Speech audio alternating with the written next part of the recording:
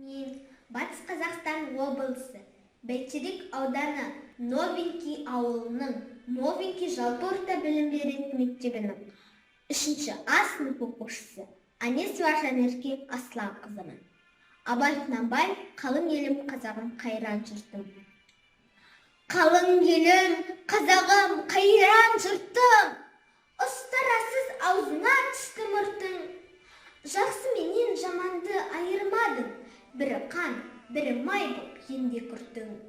Бет бергенде шырайың сондай жақсы, қайдан ғана бұзылды сартша сыртың.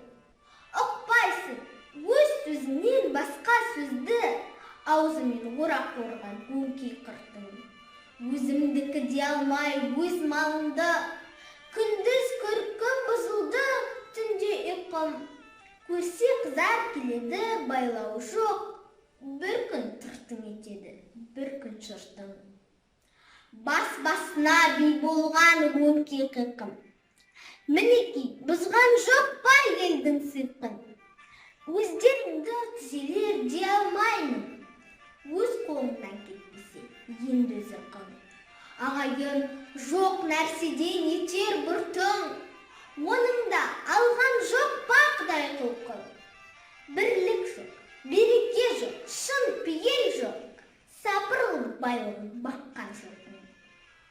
Баста ми, қолда малға талас қылды, күш сынасқан күндестік бұздау шыртын. Оңалмай, бойда жүрсе осы қыртың, қай жерімнен көңілге қуат қылды. Қыр артылмас болған соң мінсе қыртың, тиянақсыз байлаусыз байғұс қылтың. Нетсе құр күлкіден жыртың. Ұғындырар кісіге кез келгенде, пыш-пыш демей қалама ол дастыр.